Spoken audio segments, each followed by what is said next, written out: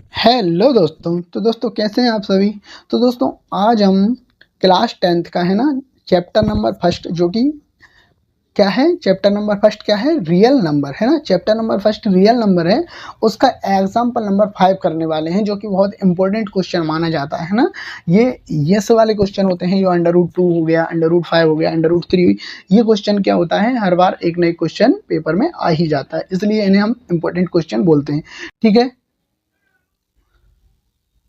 तो यहाँ पर हम प्रूव करने वाले हैं कि अंडर रूट 2 इज इरेशनल। ठीक है, तो दोस्तों इसको डायरेक्ट इरेशनल प्रूव करने का कोई हमारे पास तरीका नहीं है। डायरेक्ट इसको इरेशनल बोल दें, ये हमारे पास कोई तरीका नहीं है। हम क्या करेंगे, इसके अपोजिट इसे एज्यूम कर लेंगे कि इसे हम रैशनल मान लेंगे, है ना। इसे हम इसके अपोजिट मानेंगे कि रैशनल है, और जब रैशनल की कंडीशनों को फुलफिल नहीं कर पाएगा, है ना, जब हम इसे रैशनल मानेंगे और ये रैशनल की कंडीशनों को फुलफिल नहीं कर पाएगा तो हम इसे रैशनल बोलेंगे। ठीक है ना दोस्तों। तो देखिए, लेट अस एज्यूम, है ना,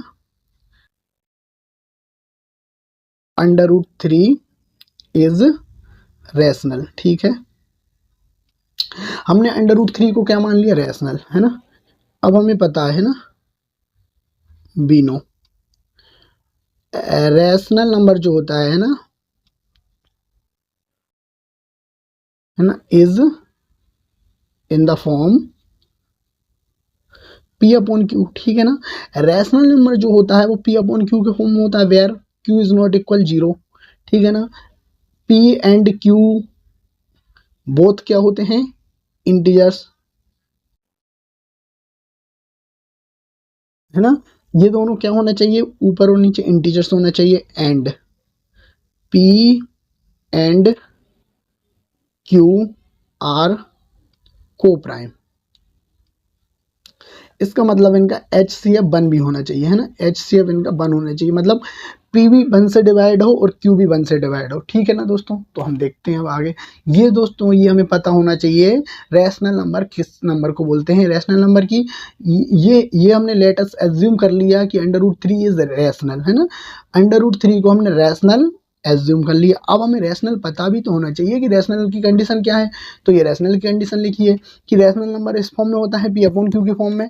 क्यू इज नॉट इक्वल 0 होना चाहिए, नीचे वाला 0 ना हो, और ये दोनों इंटीजर्स होते हैं और इनका HCF 1 होता है। ठीक है, तो हम क्या मान लेते हैं, पी अपॉन क्यू के इज इक्वल अंडर रूट 3 मान लेते हैं। ठीक है, पी इज इक्वल क्या करते हैं हम, अंडर रूट 3, और ये क्यू को यहाँ पहुँचा देते हैं। ठीक है, स्क्वायर कर देते हैं बोथ साइड का, 3Q²।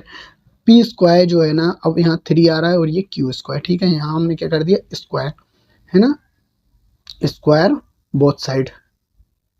ठीक है, अब देखिए दोस्तों, हमने अभी बताया कि जैसे कोई नंबर का स्क्वायर है, मान लो कि 6 का स्क्वायर है ना, जो कि 3 से डिवाइड है। 6 का स्क्वायर कितना होता है, 36, जो कि 3 से डिवाइड है, तो इसका मतलब ये है कि वो 6 से भी 3 से डिवाइड होगा।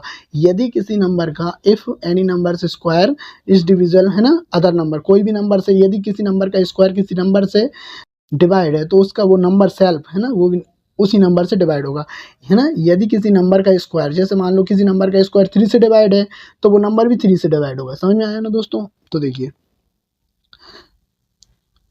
P square is divide by 3, then p is also divide by 3। ठीक है ना, इसका मतलब पी में 3 से डिवाइड जा रहा है। अब देखिए दोस्तों, हम यहाँ पे आते हैं। अब हम यहाँ पर ये जो हमने पी अपॉन क्यू लिया था ना, अब हम यहाँ पर एक काम करते हैं, ये वाली लाइन को ध्यान रखो। यहाँ पर अब Q is equal under root 3, और यहाँ पर कोई और दूसरा हम लेटर ले लेते हैं, R ले लेते हैं, है ना। स्क्वायर करेंगे तो Q² इज इक्वल 3R² हो जाएगा। Q² के अपॉन में 3 इज इक्वल R²। अब देखिए दोस्तों, हम वही फिर से, है ना, here Q² is divide by 3, then Q is also divide by 3। समझ में आ रहा है। यदि इफ, है ना, Q का स्क्वायर 3 से डिवाइड है तो Q भी 3 से डिवाइड होगा। इसका मतलब दोस्तों P जो है ना वो भी 3 से डिवाइड है, और Q जो है वो भी 3 से डिवाइड है ना। और इनका HCF फिर क्या माना जाएगा, HCF इनका 3 माना जाएगा। और HCF इनका क्या आना था, यदि ये रैशनल नंबर ये होते तो इनका HCF कितना आना था, 1 आना था, है ना। और इनका HCF कितना आया दोस्तों, 3 आया। इसका मतलब ये रैशनल नंबर नहीं है ना। अवर, है ना, एजम्पशन इज इनकरेक्ट, है ना, इनकरेक्ट, है ना। Our assumption is incorrect, hence √3 is irrational. ठीक है ना दोस्तों, ये हमारा प्रूव हो चुका है।